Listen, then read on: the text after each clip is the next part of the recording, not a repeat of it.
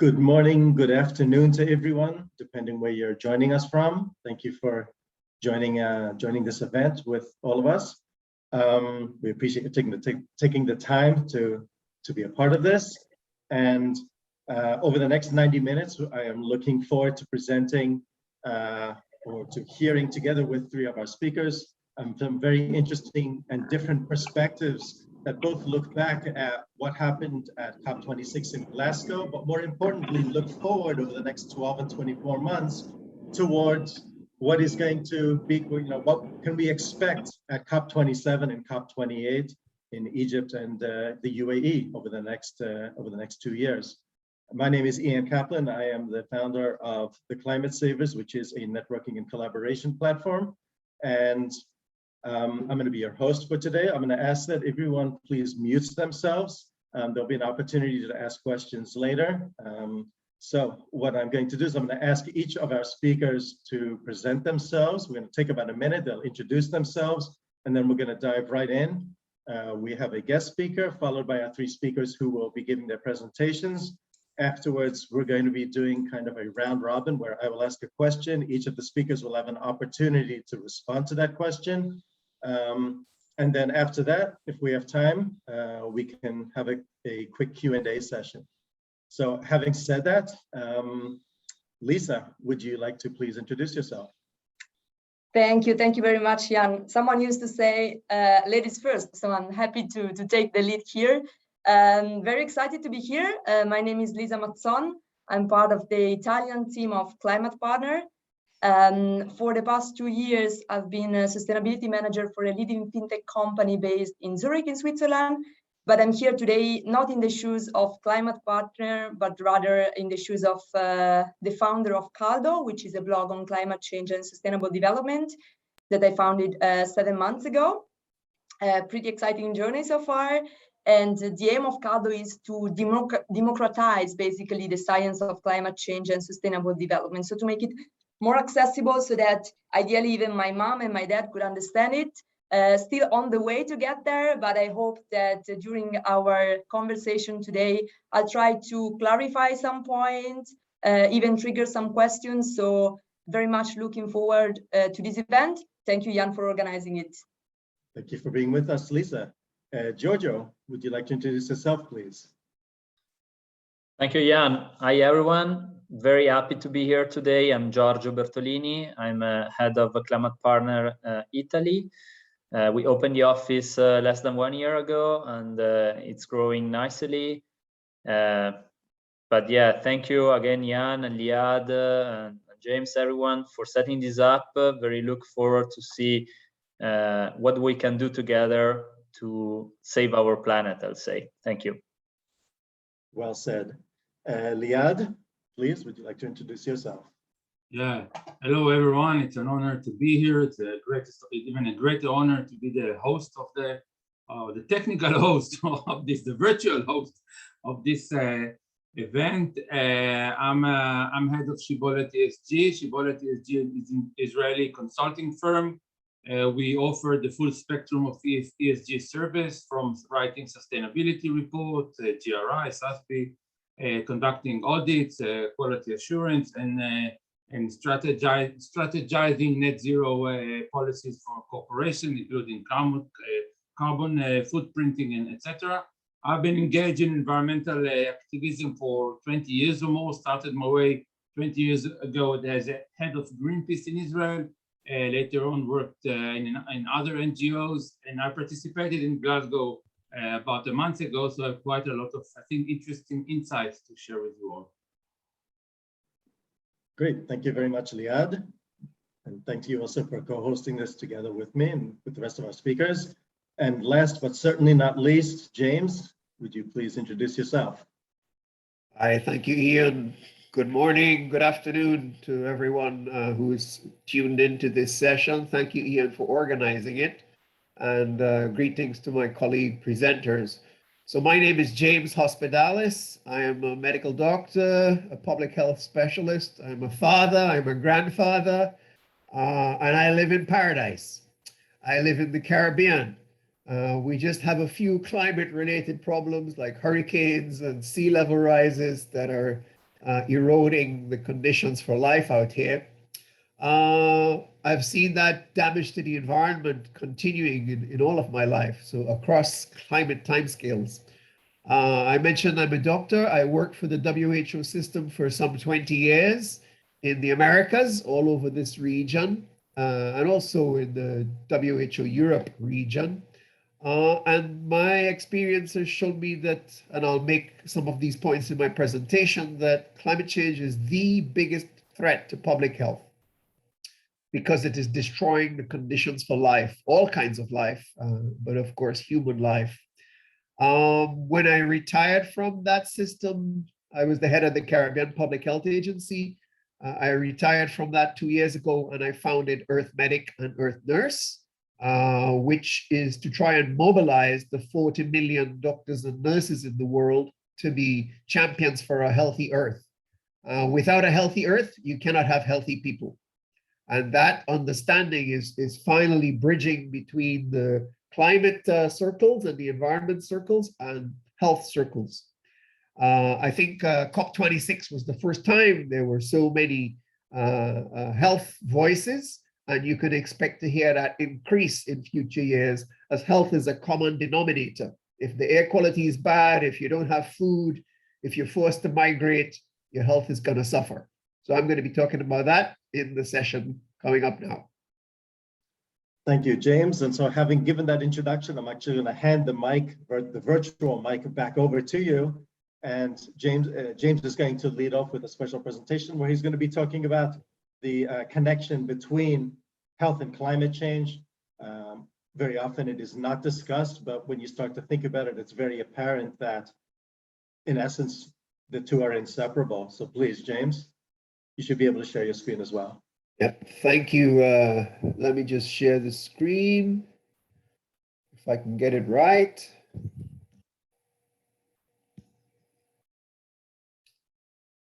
Oh, go away. So is that working? Yep, perfect. Right, thanks, Ian. So good morning, good afternoon again. I'm happy to give this talk, this guest talk on health and climate change.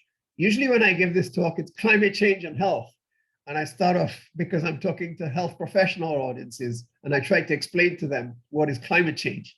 But since I'm talking to this audience, I'm going to start by talking about what is health and how it serves us for living a full life. And then talk a bit about the connections between health and climate, and why the health sector itself is a significant emitter as a carbon emitter. And you see the logo of the organization there, Earth Medic and Earth Nurse, and it shows the Earth at the center with the universal first aid sign, because the whole planet is in need of first aid. And the swirling bands of a hurricane, that's a schematic of a hurricane, where the Earth is gripped in a lot of powerful change.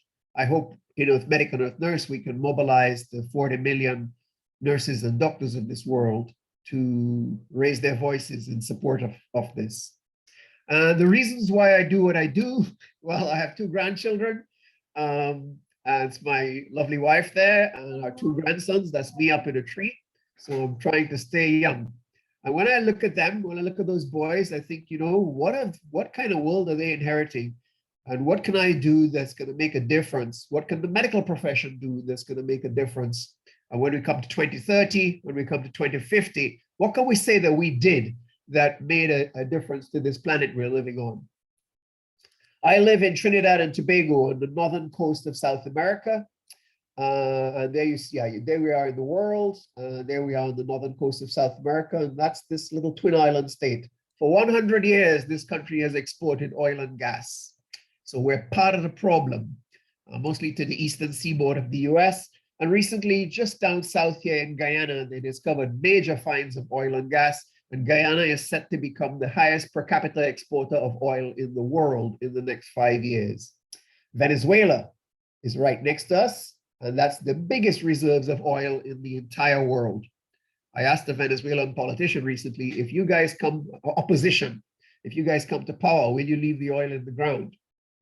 So he had some thoughts about that. I live in the northern range of Trinidad, which is forested. And over the past 32 years, almost every part of the northern range has been burnt by people. That's why I said at the beginning, we have some problems in paradise. The climate is bringing hotter, drier weather to where I live, and every year the fires spread further and last longer. And then in the rainy season, you get inundation of rain on the damaged watersheds, and you get record floods in the city.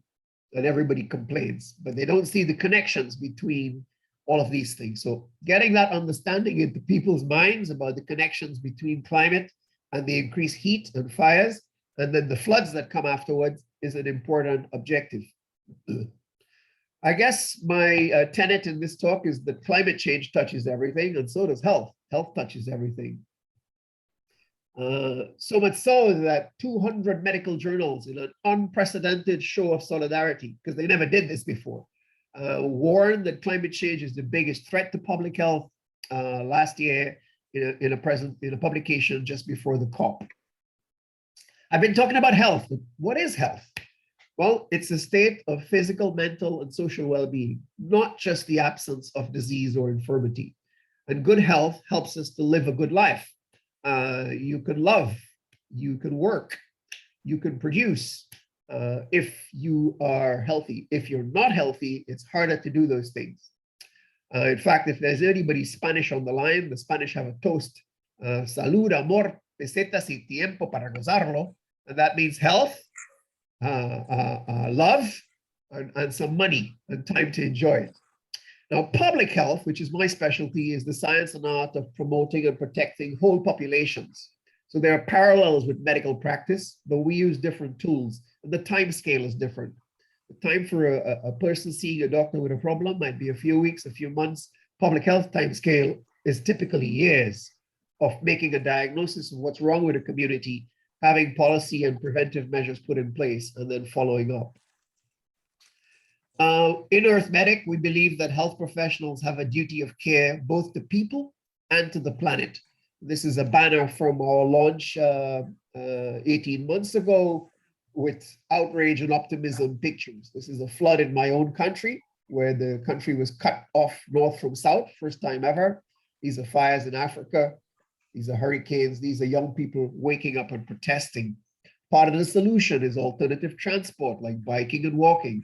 Part of the solution is eating more plant-based diets.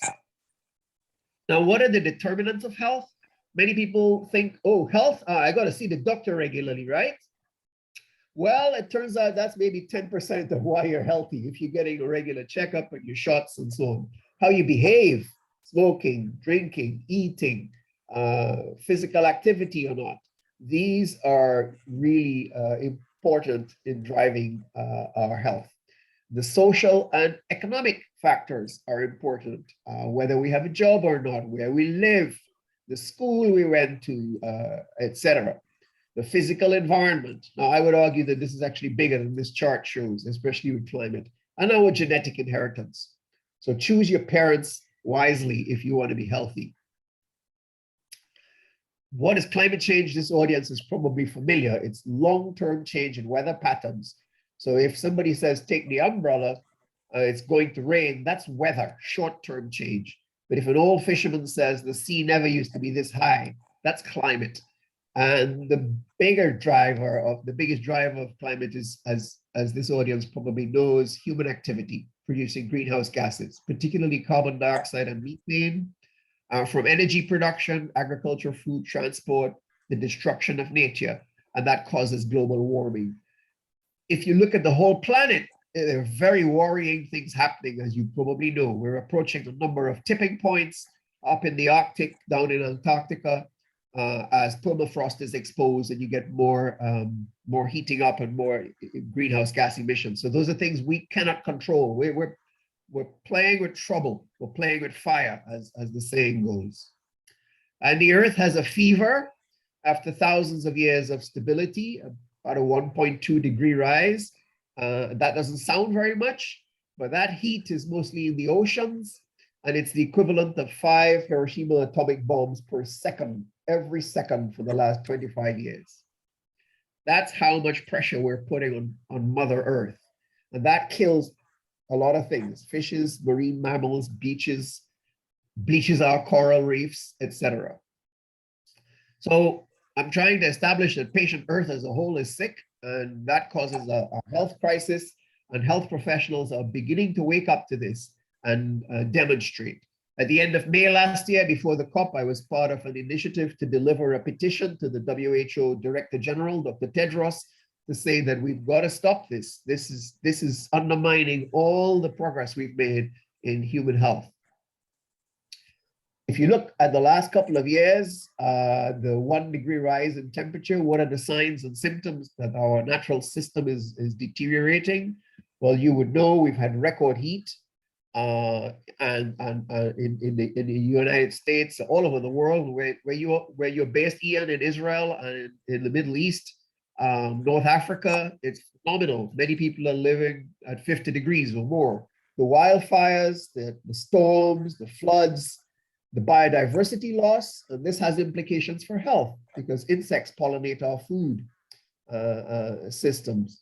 Drought, hunger, conflict, migration, and war. That's part of the problem. Unprecedented plagues of locusts. Even the coronavirus epidemic is connected to the destruction of the environment. I wrote a piece in the British Medical Journal on this last year. And the loss of Arctic ice cover. This is taking away the umbrella that protects us from the heat of the sun.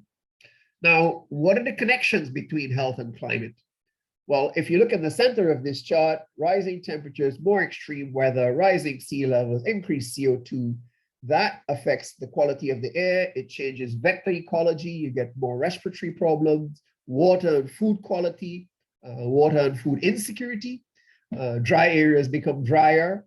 You have environmental degradation and civil conflict, you have mental health problems, and of course, the extreme heat, especially in the continental areas, is felt, and the severe weather, which is our specialty in the Caribbean. Many people don't know, but climate is a contributor to the Venezuela mass migration crisis. They are 80% dependent on hydroelectricity, but they had a lot less rain in the last 10 years. They lost 4 out of their 5 Andean glaciers. And against that background, they had less water for agriculture, for hydroelectrics, crop failures, mental health impacts, population displacement, migration. This is us in the Caribbean, and this is unprecedented. Some of you may have heard of a hurricane called Maria, but this is what was happening at one time. We had 3 hurricanes marching across the Atlantic, Jose, Irma, and Maria. And heaven help you if you were an island that had to deal with all 3. The islands of Dominica and Puerto Rico had to deal with Maria and were absolutely smashed. You have to experience it to understand the amount of damage. Dominica had a damage equivalent to 225% of its gross domestic product. This is the British Virgin Islands, very, very damaged hospitals. This is Saint Martin, Dutch. And here's a billionaire, Mr. Richard Branson. Well, the hurricanes didn't spare him. He looks pretty despairing in this picture. And here's a poor lady in Puerto Rico. Her house is smashed. And she looks pretty despairing as well. So rich and poor, the hurricanes hit you. He has more resources to cope and to rebuild. This lady doesn't. Oh, let me just show one more thing. This hospital was built to SMART standards. So built safe, built green, and well-maintained. And this was the only facility, the only building on the whole island that really stood up and became the seat of government for 6 weeks. So that's some practice-based evidence that the SMART Hospital program, which I'll say a bit more in a moment, really works. This is Guyana. My time's running, so I wouldn't stay on it, but they are below sea level on the coast. And they've had major floods in the last few years with big epidemics that they've had to fight. They have seawalls, but the seawalls are being breached all the time.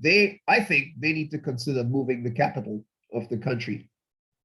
Now, beside destroying conditions for life, why does climate and health matter? Well, if the global health sector were a country, it would be the 5th largest emitter on the planet. Think about that. If health sector in the world was a country, it would be the 5th largest emitter, bigger than Japan, bigger than Brazil. And this chart just unpacks briefly the sources of the carbon that the health sector emits. Energy is generation and distribution of energy is 40%. Operating the facilities, a big chunk. The manufacturing that goes into it, the medicines, the food, the waste treatment. This shows a schematic of where the global healthcare emissions are split by production sector. And it gives an idea of where we need to intervene in creating greener hospitals and having a health sector play a role in the climate solution.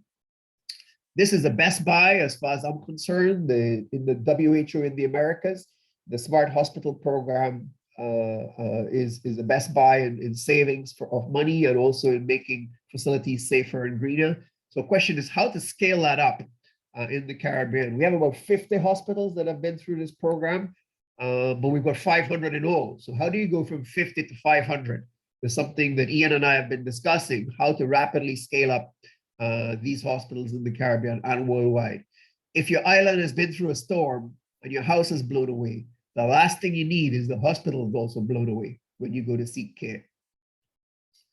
So getting the word out about all of this is pretty important. We have a lot of partners on this side of the world, including some European partners that staged a big conference late last year to look at small island states and the risk that they face.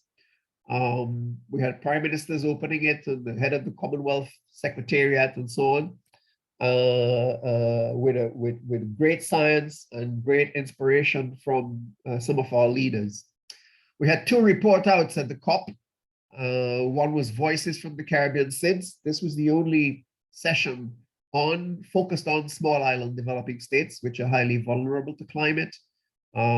We have a lot of gaps in data and a need to join up silos. So this session was focused on the research agenda. Let me conclude by just reflecting briefly on the COP26 health program. This was the first time that health was included in a major way in the COP. It is high time after 26 years. If you were to seriously draw a line between the number of the COP and the number of the carbon dioxide level in the world, it's a perfectly straight line.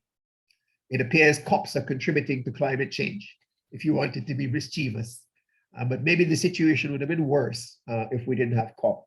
So in that health program, we looked at how to build climate resilient health systems, developing low carbon sustainable health systems. And then there's a tremendous need for all sorts of products and services to do this. Adaptation research as climate changes, and the inclusion of health priorities in the NDCs. And finally, and I put it in red because it's the mission of our organization, raising the voice of health professionals as advocates for stronger ambition in climate change. We need much faster action on a bigger scale than has been happening so far. So just to recap, I've shared with you a little bit about my personal journey, and we talked about what is health and what is climate change. We looked at some of the manifestations of this at different levels. That the whole Earth, if you use the metaphor of patient Earth, the whole Earth is sick, and without a healthy Earth, you cannot have healthy people. The impact of climate on health and how the health sector is a contributor to climate change, but it's also a common denominator in a lot of discussions that we need to hear more of. I touched on health in COP26, and I think in 27 you can expect to see much more of the health voices raised to raise the issue. You can join us by taking our pledge on the website, 15-second pledge. It's a health crisis. It's a push for the world to start anew, and I pledge to improve my health, our society, and my planet. Thank you very much. Thank you very much for that, James. I remember that when I saw that presentation and we spoke a couple of weeks ago, that pie chart showing how the health sector, if it were a country, would be the 5th largest emitter. That really brings home how the climate change challenge facing us is so, it just cuts across all sectors. and across all silos, and really requires a lot of cooperation and collaboration. So thank you very much for that presentation, James. Lisa, you're next. And by the way, James, thank you for staying within the time limit. Definitely makes my job easier. Lisa, the stage is yours. Please go ahead. Super, thank you very much. Just trying to share my screen. One sec. Can you see my screen? Perfect. Super, thank you very much, Ian. Thank you, James, a very interesting presentation, and I think that health very often doesn't get the attention it deserves when it comes to climate change, so it was very inspiring to see your presentation, and I'll try to stick to the 15 minutes as well. Let's see if I can make it. So in the next 15 minutes, I will try to give you my perspective on the outcomes of COP26, on the effectiveness of the United Nations system overall, so more in general in addressing climate change, and based on my view, what I think it's the way forward. So what we need to do and what we need at a policy level to try to address climate change. So just to be everybody on the same page, here I have just a very short timeline. When we talk about the United Nations approach to climate change, we need to consider that it started to be formalized back in 1992 when the United Nations Framework Convention on Climate Change was created. It became operational 1 year later, so in 1993. And ever since, we had one COP every single year. COP might resonate with our audience today, but again, just to be on the same page, COP stands for Conference of the Parties. In diplomatic jargon of the United Nations, the parties are the signatories of the UNFCCC. 197, it's actually 196 countries plus the European Union. Probably the most famous COP was the one in Paris, COP21, because it brought up to the attention a series of topics, and obviously the signing of the Paris Agreement was a huge event in the climate diplomacy space, and COP26 as well. So what are the key outcomes of COP26? I brought 5 here. It's a non-exhaustive list, and I'm trying not to go into details into each of these topics, but rather to try to give you my perspective on what was good and what was not good about these 5 topics.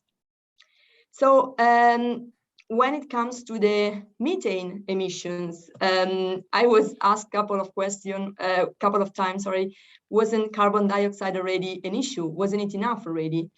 Well, it's already a lot, but the thing with methane is that it has real muscles when it comes to heating the planet, because over a 20 years time, it's 84 times as warming as carbon dioxide. So that means that if we are able to slash methane emissions, we are going to see the effects in the very short term compared to carbon dioxide emissions. So at COP, we had a pledge, the methane pledge, where more than 100 countries basically signed this commitment to cut emissions of methane by 30% by 2030 compared to 2020 levels. Not that good is the fact that the big polluters of methane, including China, Russia, and India, didn't sign the pledge, and that the pledge is not legally binding. Then we move forward to deforestation, where we have a commitment to halt and reverse deforestation by 2030. Again, very exciting a pledge. At the same time, we had similar deals in 2005 and 2014 in New York, and the outcomes that those pledges delivered were really, really weak. So why should this time be different? I'm hopeful because there are big contributors to deforestation like Brazil, like Canada, who signed this pledge, but we definitely need to look at the facts. So we can only judge whether it's going to be effective in a couple of years. Coal, here we have a pledge again to phase out coal power by 2030 or 2040. What is not that convincing is that, in my opinion, we have two different deadlines. 2030 is for developed nations, 2040 is for developing nations. Again, big polluters didn't sign the pledge, and again, it's not legally binding.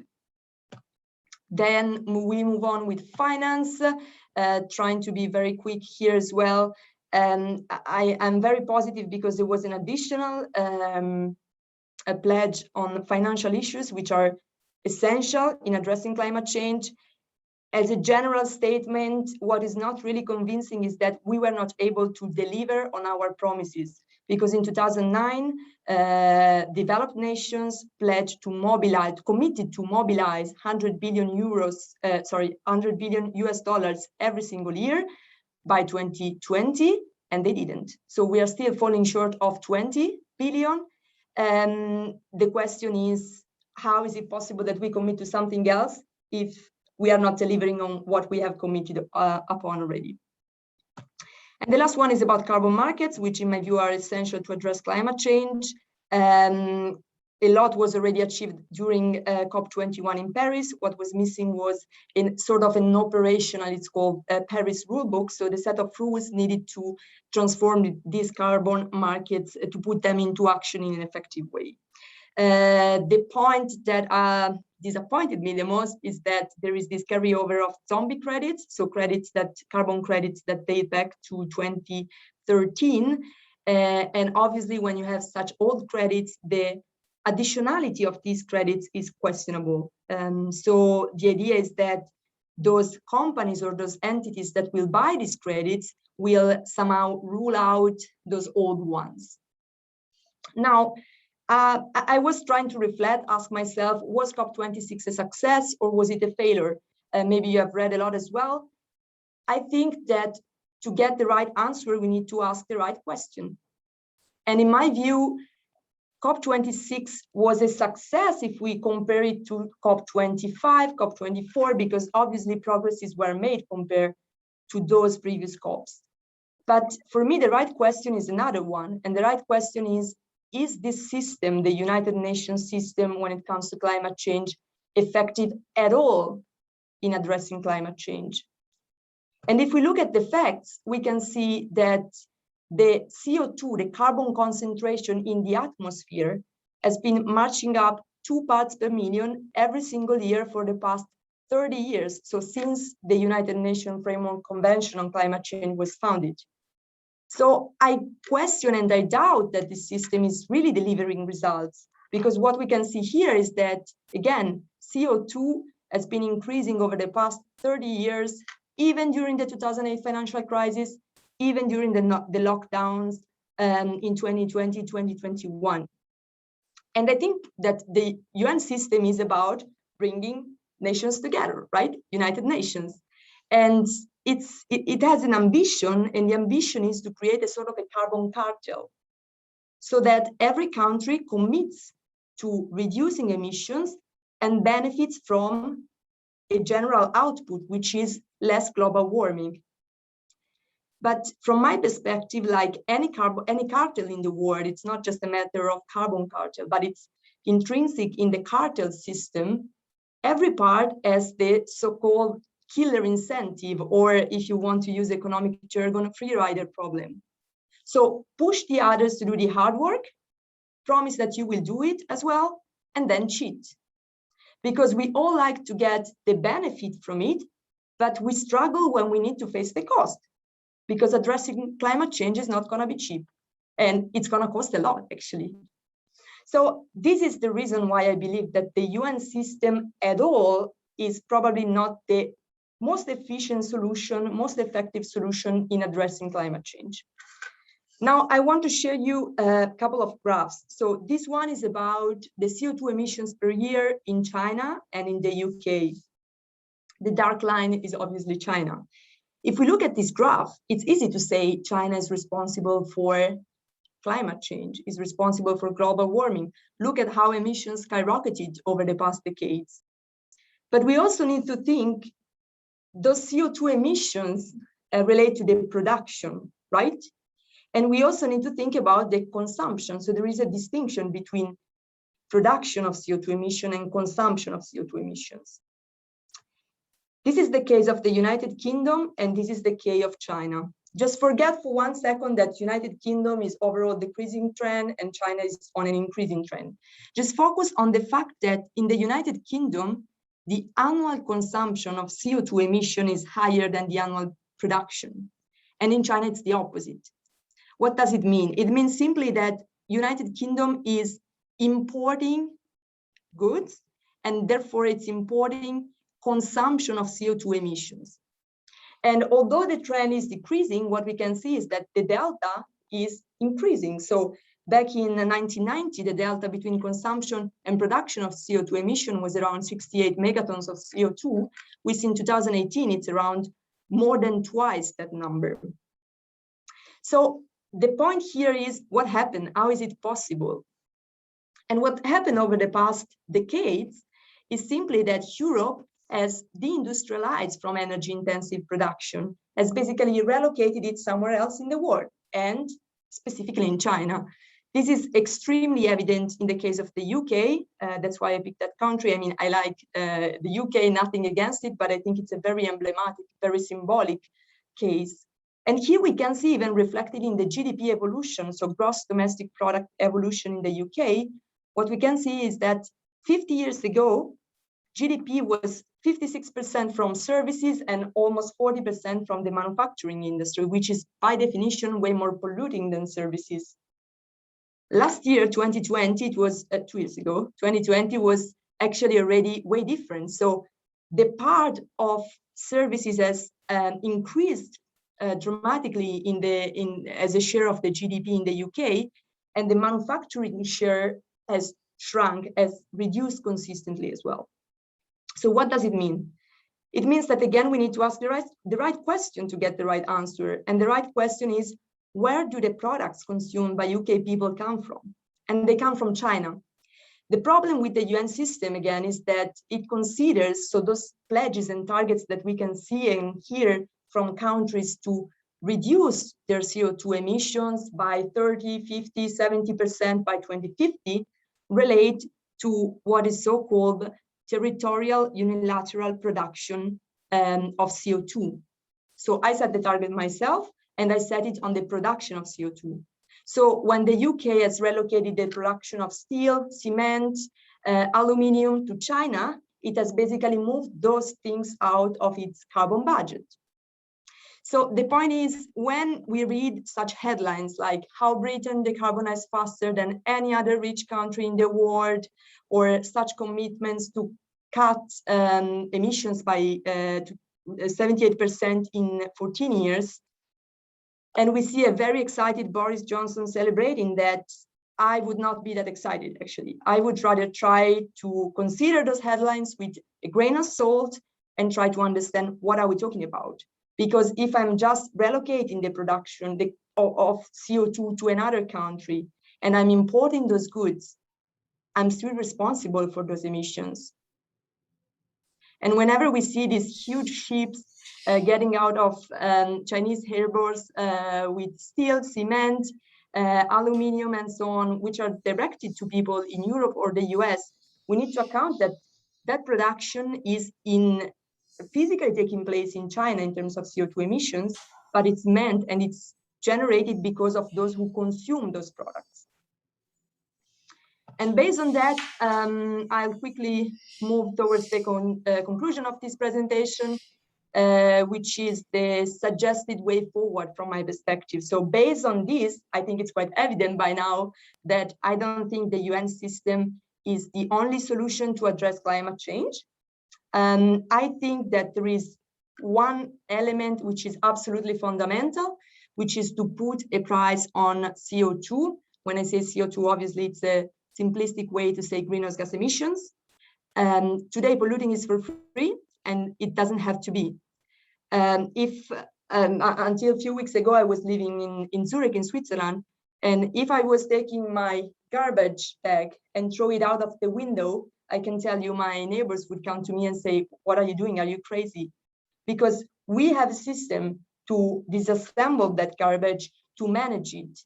If I take a train, 2 ways from Milan to Como to visit my family and I come back, I generate exactly the same quantity of CO2, of kilograms of CO2 emissions, but I don't pay for that. We don't see it.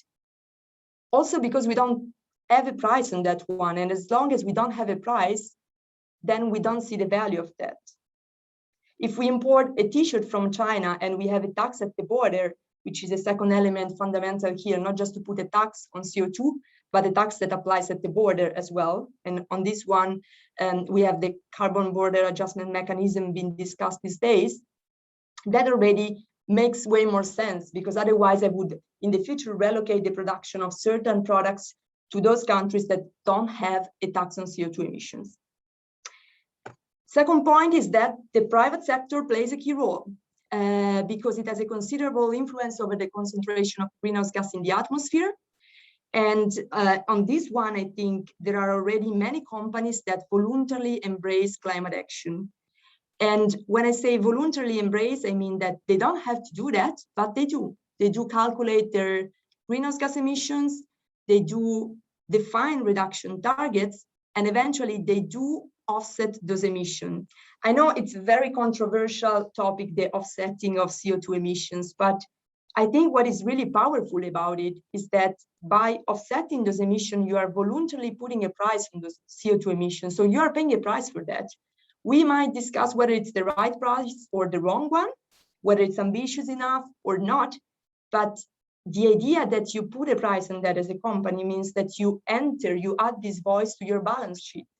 And you will try to make it lower as soon as you can and in the most efficient way possible. And the last point, which also in the past already triggered a lot of conversation in my experience, is that I believe the ultimate polluters of this climate crisis are you and me, and that we need to reimagine our lifestyles. I think it was Spider-Man who said that different powers generate different responsibilities. So what I'm saying here is not that me and you, if we use a plastic bag or a cotton bag, are going to have the same impact as a fossil fuel company, not at all. What I'm saying is that we are part of the system and we need to take responsibility. So my last point is, why not starting to write a carbon diary, where you try to write down the level of CO2 emission of everything you do. What is your breakfast? What is your way you go to travel? What is in your clothes? You will see how much CO2 is in our daily life, in my and in yours. And also imagine how to bring that number to zero by 2030 or 2050. I think you will see how titanic is the challenge ahead of us. Thank you very much. And I hope you're still all awake. Ian, back to you. Great, thank you very much, Lisa. And yes, you stayed right in time. So very interesting, thank you for that. You also touched on some of the topics that we'll be talking about afterwards in the round robin discussion. So next, Giorgio, I'm gonna hand it over to you. Yeah, hello, thank you. I hope you see the screen. Okay, yes, nice. So thank you again, James and Lisa, very interesting topic. So I do believe now it's the right time to talk about what businesses can do, what companies can do to fight climate change. And this is actually what we are doing here at Climate Partner. Climate Partner is a German company that started 15 years ago. We are a combination of experts and technology. And what we basically do is we help companies taking real climate action. And we do that through a software. So we give a software to the companies to measure their emissions, but we also give companies all our expertise. We're now going global. I'm head of the Italian office, and we are also helping those companies to reduce those emissions. As Lisa was saying, it's very important to reduce your emissions. And then finally, the residual emissions, you can offset those emissions. When you offset those emissions, we give you a label which is our label, carbon neutral label, which is today the most recognized and transparent label in the market.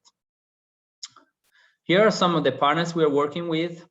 As an example, UNESCO and the European Parliament are our partners and clients.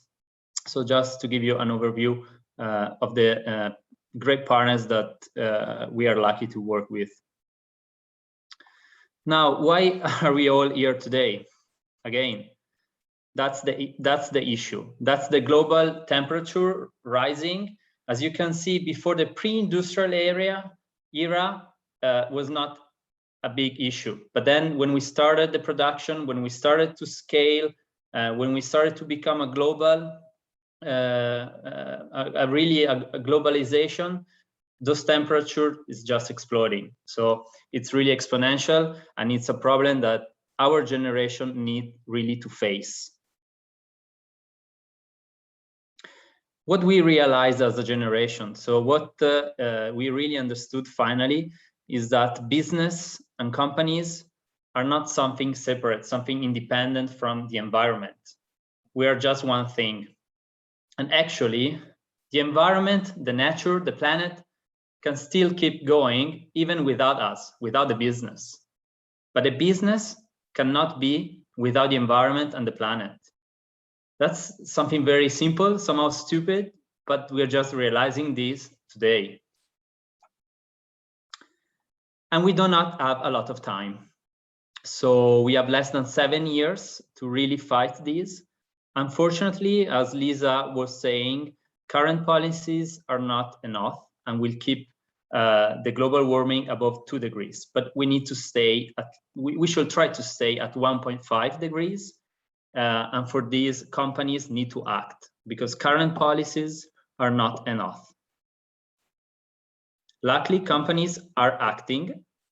Some of them, for an ethical point of view, they really want to somehow give their contribution and save the planet.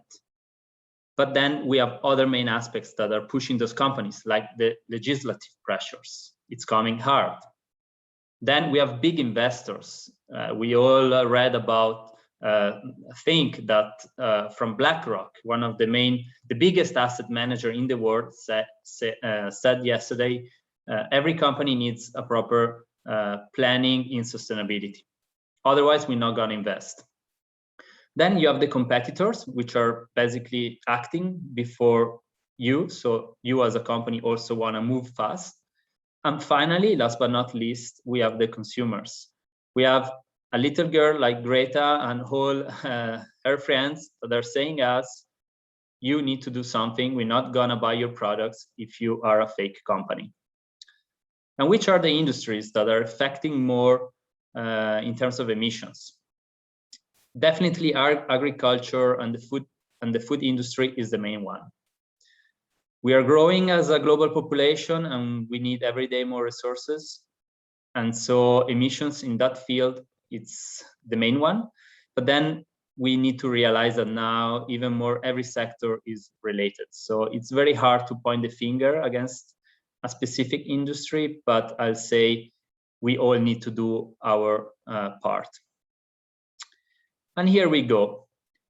What a company can do then, in a pragmatic way, in the practical way, what a company can do is what we also are helping the companies do. So first of all, the company should measure the footprint. So the company has to must have an idea of the total emissions at a corporate level or at a product level.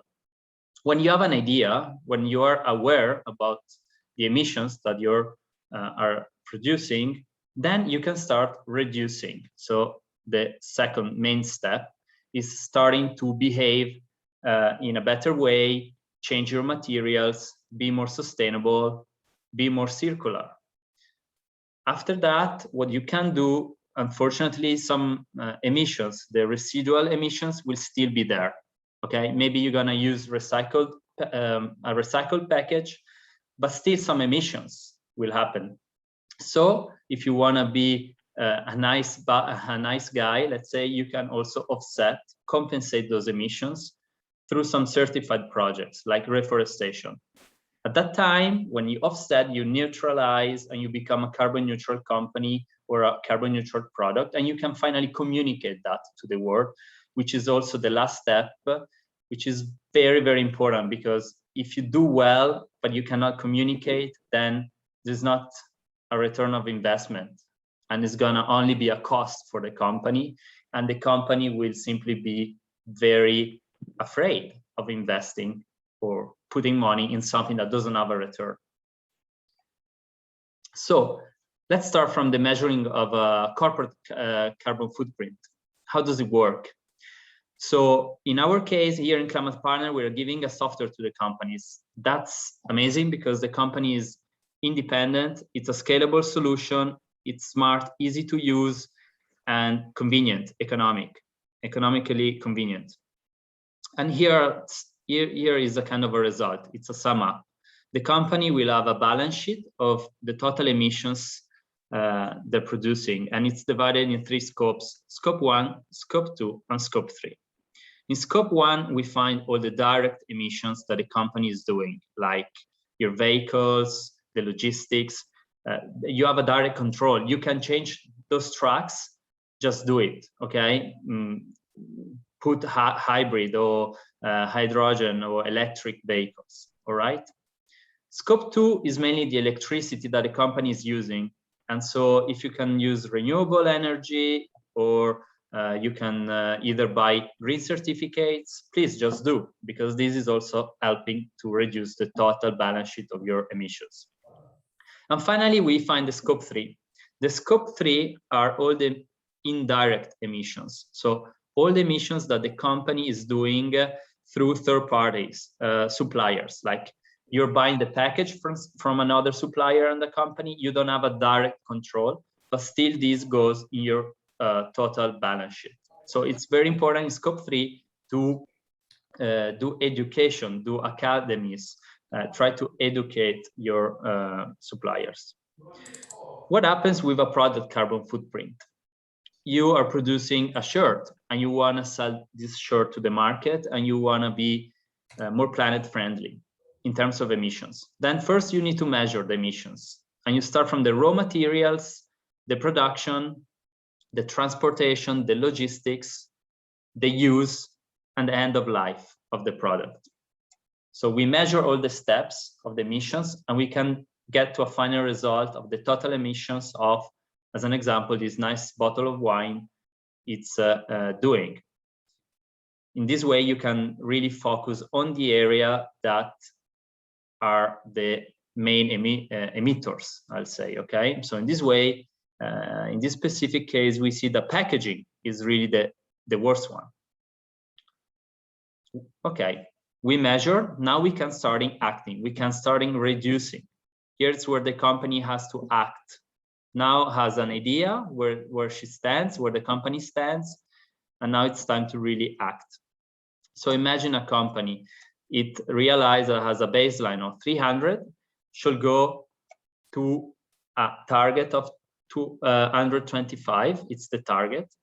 It's very important in the reduction plan to also take care about the growth effect that the company might have. So if you're thinking to grow 20% the next year, you have to take care about this in your target. And then actually you start reducing in every area, from energy efficiency to your logistic, renewable energy, and so far. And you go to a projection, which is usually can be even better than your target, but it's always good to have a margin. It's very important that a company fix a credible target, something achievable, in order to just make it and motivate the team, the organization, but also all the other stakeholders and the consumers in respecting those targets. We are following the United Nations philosophy, which is actually saying that companies must measure, offset, they should measure, reduce, and offset, all the 3 main things today now. All the 3, why it's very important to measure and to reduce and to offset at the end. So imagine you are a complex organization, and we said that we only have 7 years. So if we carry on with such an amount of emissions, in 7 years, the budget of the global emissions will be just gone, and the global warming will be 2 degrees. So we have 7 years to act. But you are a very complex organization, and you know that just by reducing, you're gonna be at in 20 years. You're gonna need 20 years. So the only way to really have more time to solve the problem is compensating. It's really put some money, as Lisa said, in compensating projects like reforestation or protecting forests. And here comes the compensation. So after the reduction, you can compensate. And which kind of projects you can really support? There are different kind of projects that you can support. There are all the green energies projects like solar energy, hydropower, wind energy. So those are projects that are helping to avoid CO2 emissions. So if you have an hydropower in a small village, all those people can start really having green energy and no more using fossil fuels. So you're avoiding. The other way is to capture the CO2 emissions. So only the best technology that we have today are the trees. So it's very important to do forest protection or reforestation. So it's the second pillar, or the nature-based solutions. Then we have a third way, which are more social impact projects like clean cookstoves. So providing those cookstoves to really cook in a cleaner but also safer way. So it has a great social impact because a lot of people are dying for this bad way of cooking in many poor countries. But just providing those cookstoves, those people will not die. All the projects that you can support as a company are all projects that are following the main international standards, and those projects are all certified, and those projects have all an external auditor that goes and check if the project developer is doing the right job. Even more, those projects are supporting the United Nations goals. So by supporting those projects, you're not just doing something good in terms of the planet, but also in terms of as a social impact, which is very smart. And that's an example, a real example of one of our projects in Nicaragua, where we are planting those bamboos, gigantic bamboos, more than 2,000 hectares in this area. It's very important that you plant local trees, but also that you plant like efficient trees in capturing. And those bamboos are very efficient. They capture a lot of CO2. So really making the maximum of the investment, out of the investment. And then after all that, we come to the last step, last but not least, the communication. Why it's important to communicate? Well, it's important because the consumers think that the manufacturers, the companies are the ones that should do the biggest difference, okay? And the way to do that in our specific case is through a label that we are giving to the company. It's a very simple label. It's written carbon neutral and has a QR code that you can place in your product to really communicate in a very transparent and efficient way to any stakeholder and the final consumers what you are doing as a company in reducing the emissions and in compensating those emissions. And here it comes. You can find many products with our label or similar labels, but we believe it's the right way to really get to the market so that all of us every day in his daily life can make a small choice that can make the difference at the end. And so I need to jump in here for a second. If you can start to wrap up in a minute. Yeah. I want to make sure that Leah has enough time. Yeah, I'm done. Here it's the 5 steps that the company then has to take to tackle climate change in a really an holistic way and serious way. So now it's up to you to act now. That's one of our clients. It's an Austrian company producing those gloves. And so thank you a lot. happy to chat later. Thank you very much, Giorgio. Very interesting presentation. I'm personally very interested in the tagging component of it, so I'll be happy to speak with you and learn more about that afterwards. And last but not least, Liad, I see that you're all ready to go, so the floor is yours. Yeah, all set to go. Thank you, everyone. I think you got everything ready for me just to for the final shot to nail the goal. Well, I'm happy to share with you my thoughts and my insight after participating in COP26. I've been, as I told at the beginning, I've been engaged, involved, advocating in the issue of climate change for more than 20 years. I started my way as head of Greenpeace in Israel.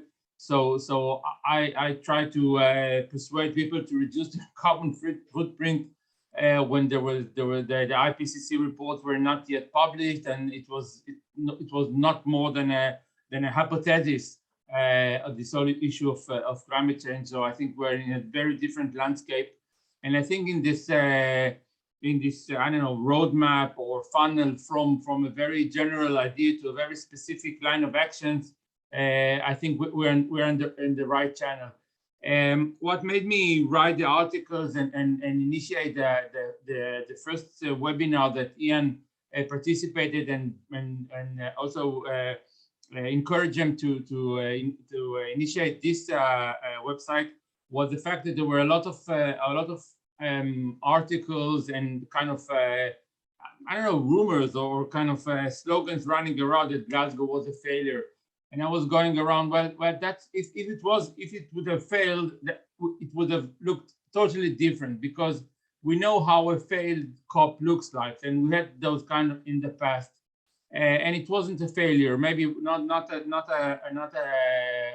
a pure success, but basically, I don't think it was a failure. First and foremost, as most of you might know, in the UN, all of the conventions, all of the discussion or deliberation are consensus-based when taking a decision. So when you don't have a consensus, you don't have a resolution. And we were very close in not being in a situation of a consensus. And it was on Saturday, like the day after the ending of COP. It was a Saturday afternoon, and I was like, BBC was deep in my ear, and I was following everything that went over there and all the different articulations. But in the end, we did have a final kind of agreement, what we call the Glasgow Climate Pact. So I'll follow you through some of the important things that I think that happened there, and also relate that to a new term I've been using called carbonomics. And I think it really relates to all my previous speakers' notes and insights. So first of all, really just to get you in the mood, okay? For you who weren't there, it was like a fantastic organization. I was astonished by how everything was managed and ran, and with the COVID and the PCRs and the antigen and managing codes, okay, managing codes of 20,000 people. That's a logistic challenge. But I think really the Scottish and the British did that in an amazing way. That was the main dining room, and of course there was quite a critique around the issue that they were serving hamburgers and meat over there. Well, you probably understand why. Outside there were demonstrations all the time, not huge ones. There was on Saturday evening, there was a big Greta led a big march, but other than that, there were demonstrations outside all the time. Just kind of a general reminder that there are people. We're talking about people. We're talking about the planet. We're talking about the future of children. A lot of stakeholders that couldn't be in what they call the blue zone, but they were at the beginning and like kept their message alive. I'm not going to go to all of the the UN different channels that were there. There were several channels that linked into this conference, and the final declaration is what they call the Glasgow Climate Pact. I think there were several things that were very, very important over there. First of all, the NDC, the National Determined Contribution. Before Glasgow, each and every country had to report every 5 years, and now it's on a yearly basis. So we're going to see what countries are reporting in the coming COP27 in Sharm, and it's going to be year by year, being presented by being presented by ministers and the high level of decision makers.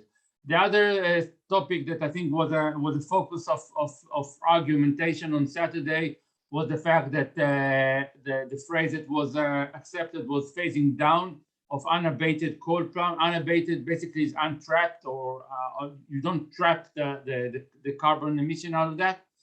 But prior to that, in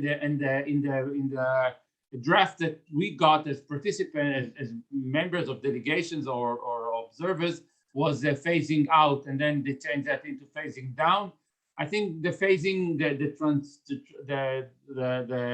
the alteration from phasing out to phasing down was kind of an acute reminder that we're talking about an unequal social mapping, unequal social arena, while you have very rich developed countries coming and with high expectation with very poor developing countries, and it's not an equal, it's not a fair play, okay, and we need to make some kind of a compensation method in order to facilitate this transitional phase, and that's the third phase about the loss and damages, and the fact that we need to find a way how to finance equally the challenge for the transition the whole economic system needs to do in order to expedite the reduction of greenhouse gases.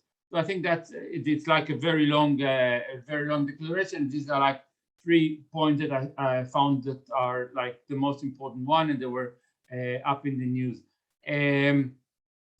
I'm not gonna go to all of our presentation because some of that were mentioned, but I'm gonna approach things that weren't mentioned by now.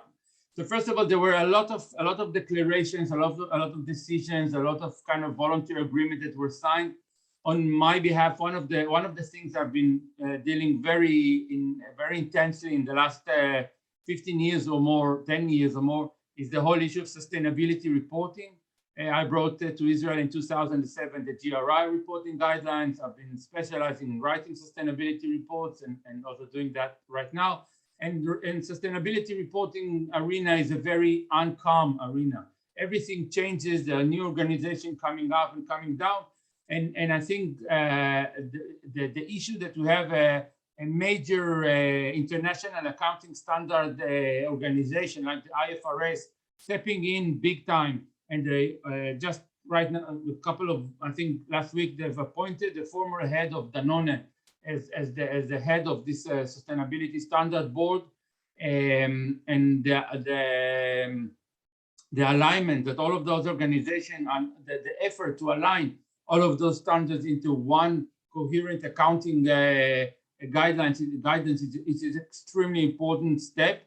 You probably know the SASB, the American, and the American SASB have emerged with the International Integrated Reporting Council, the IRC, and they've together created the Value Reporting Foundation, and now the Value Reporting Foundation is a part of this effort of the IFRS. So I think that the fact that we are going into a more coherent, standardized sustainability reporting, of course, including carbon footprinting, is crucial, because some of the former speakers talked about taxation, okay?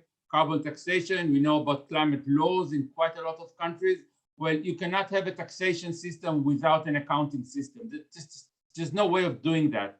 And setting up a proper accounting system, that's the first step that we need to do in order to have a proper taxation. Of course, it has to be on a global scale, because as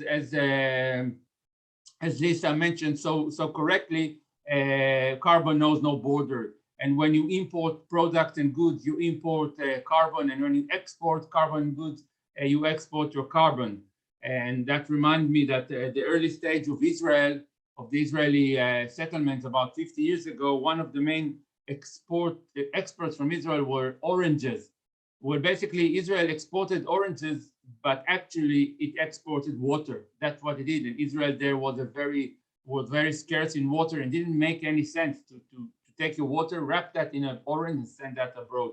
So it's more or less the same. So that's a very important milestone that was reached in Glasgow. I'm gonna talk about now about about methane. Hold on. It's my daughter. She's at home.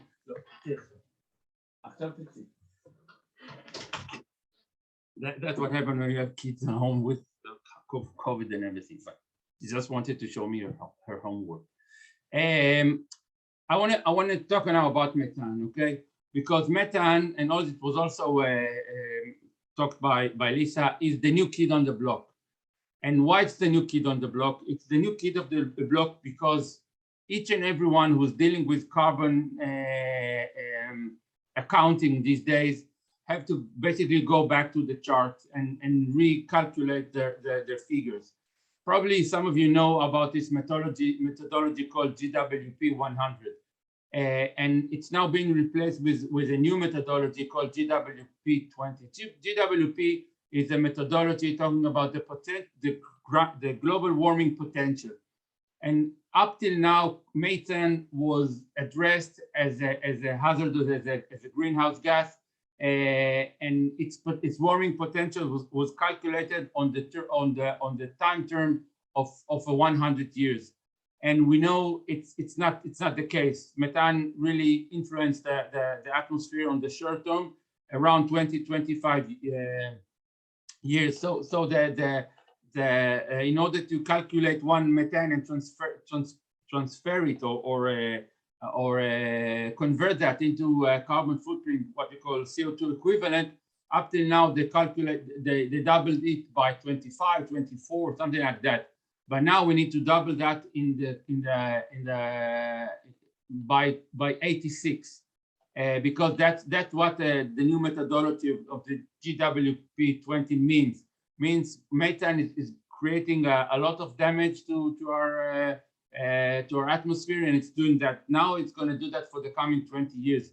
So the issue of methane, it's a huge issue, and also really it's what we call in the technology a disrupting technology. So this is a disruptive methodology because it really everything that deals with unorganic procedures and landfills and all of those, basically the harm is much bigger than once thought. So that's a really big issue, and the global methane pledge is an extremely important milestone, also being set forth in Glasgow. I want to go back. I'm going to continue with that. I think also Lisa said that there's no way out of this climate challenge without harnessing the power of the private sector. And in Glasgow, they've decided created what they call the G Fund. It's a Glasgow Financial Alliance for Net Zero. And the people that are behind that is Mark Carney. Probably a lot of people know that's, I think, one of the most influential financial environmentalists around. Really, you can see his trace all over with the central bank's involvement, with the science-based target initiatives. He's just really a key figure in everything that goes around. And they've created an alliance of $130 trillion committing to net zero. And when those huge financial players are committing themselves to net zero, well, basically it's not themselves, because they can be in an office in Zurich or like 20 people, and they manage billions of dollars. So it's not getting their offices in Zurich or in Milan or wherever. We're all around Italy this event, or in Frankfurt. It's basically how this concept is trickled down to all of their asset holdings, real estate, fossil fuel, chemical, agro, everything. So that's a huge landmark, and you can see that how this concept is being trickled down. And how do you know that happens? Because everyone's talking about ESG these days. Well, as a veteran of the field, no one talked about ESG about around 10 years ago, not even 7 years ago, not 5 years ago. And now everyone's talking about ESG. Why is that? Because the financial markets are here to stay, and they've changed the rule of the games, and their involvement is an amazing one. What happened that I've one of the things that I go when I travel abroad outside of Israel, that I go to bookshops, and then I came across Mark Carney's book, Values, Building a Better World for All. And I do recommend buy that book. It's an amazing book. And this book really was a revelation for me, not that I know, not by the content, but the fact that he mentioned a guy over there. I think one of the most important economic thinkers of history, and that's Adam Smith. And Adam Smith was born and raised in Glasgow. And I was really surprised by how come that this huge global event that happened in Glasgow didn't even mention. Now, you cannot understand modern economics without Adam Smith and the wealth of nature in the end of the 18th century. It's just like the cornerstone of economic literature, of economic theory, about the issue of trade, of labor. It's just everything is around the wealth of nature. I think it's the most cited reference in economics, and one of the most read books in the world. I think maybe after the Bible or something like that. And then just everything that, just was made clear to me, because I've been thinking and dwelling about the issue of cooperation, of economics, of the issue of money, the history of money, of companies going public, and the influence of the Industrial Revolution, because the Industrial Revolution was at the beginning also of the modern corporation. Okay, the modern corporation is an entity that is all focused around productivity, how to get more products per man hour, more products per resources, how to get things more productive, in reducing the margins and all of that. And you didn't have that before the Industrial Revolution. And the first locomotives at the beginning of the 19th century put forward the first revolution, kind of conceptual revolution of the issue of productivity. Later on, in the mid 19th century, everyone knows about the Moore rule, about the Gordon Moore, about the issue of data, about the chips that the double or increase in every cycle, and it's all around data, it's all around information, all around internet, the economy of information, everything is around that. But I think really in Glasgow there was a new concept that I've termed like in carbonomics. And carbonomics is the way that is the way out, I believe, because currently there are a lot of terms in the economic literature that I call dead-end terms that you relate to climate change. Terms like a wicked problem, terms like free rider. I think Lisa also talked about that. Terms about externalities, okay? The need to internalize external expenditure, or the issue of externalities. So all of these terms are not leading us, the dead-end terms are not leading us to anywhere. And I think the concept of carbonomics is basically going back to the origins of money. Because as you might know, the concept of money was instituted on natural resources, on gold, on silver, on pearls, that's on shells, okay? People traded and then had, and in order to increase the capacity and the volume of the trading, they needed to move from the gold itself, from the coins themselves, and to create a virtual currency first by paper, and now not by paper. For everything now is virtual now with the computer. And I think in Glasgow and the understanding of the way that we need to go back to basics and pose or construct our economic system back on something which is the natural resources, CO2.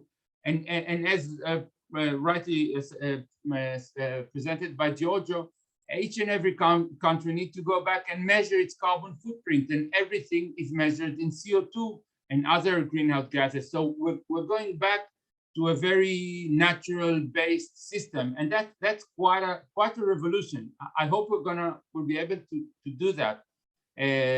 So I think we're at the beginning of the age of what I call carbonomics, because carbonomics it's a way that we need to restructure our economic system in order to be able to cope with the challenges of climate change. Because, you know, as Albert Einstein said, you cannot solve a problem with the actions that cause the same problem itself. We cannot expect to be able to solve climate change with those circumstances that created climate change. We need to create a we need to create new paradigms, new way of thinking based on what we have right now, not inventing new, not destroying everything. It's not a revolution, it's an evolution. So that's why I think everything is so exciting what's going on these days, and the whole world of carbon markets, although it's not set these days. But the fact that you need to reference each and everything that you do, as Lisa said, as Giorgio said, as James said, you need to reference each and everything you do on how much CO2 it emits, whether it will be your train travel, your garbage, because your garbage also have, of course, a carbon footprint, and whatever you buy and whatever you sell, and it can be on a personal level, on a community level, on a municipal level, on a state level, with the voluntary with the carbon commitment of each and every country, and everything needs to be on a standardized carbon accounting system, because if each and every one measure things on its own, then there's simply no way out of that. So that's I think that the way that I was optimistic all the way back from Glasgow to Israel, reading the book of Mark Carney, remembering my first lectures in the academia, learning about Adam Smith, and everything just came together and made sense. And for me, it was quite a revelation. Really made me think I'm doing the right thing these days. So I thank you all for participating, and I hope to see you next year in Sharm. That's very close to us, just about a couple of hours drive, and you're all welcome to Israel for COP27 in Egypt. Great, thank you very much, Liad. Thank you. Yes, so we've actually come to the end of this event, and that's okay. We had some questions lined up, but I think that you've all touched on a number of them. We had an opportunity to look back at COP26 and say what worked, what didn't work, what are the trends that we can be looking forward to in the next 12 to 24 months ahead of COP27 and COP28. A clear emphasis on where the money goes, the climate goes, the necessity of creating some kind of a global currency that takes into account the carbon footprint, the impact of having gone from a gold or an economic standard that is based in something tangible into something that's untangible, and what are the effects of that. So I think we've touched on a lot here that has been extremely interesting. This event is being recorded, so you'll all be able to receive it to the emails that you use when you're registering. So Liad, thank you very much for co-hosting this together and providing the technical support. Lisa, Giorgio, James, thank you very much for all of your insights as well. And thank you, of course, to the audience for participating, for joining, for the questions that they gave. To be continued. To be continued. Thank you all. Have a great evening. Same to all of you. Thank you very much. And yeah, if you have any questions, feel free to reach out. Yeah, all the best. Bye-bye to everyone.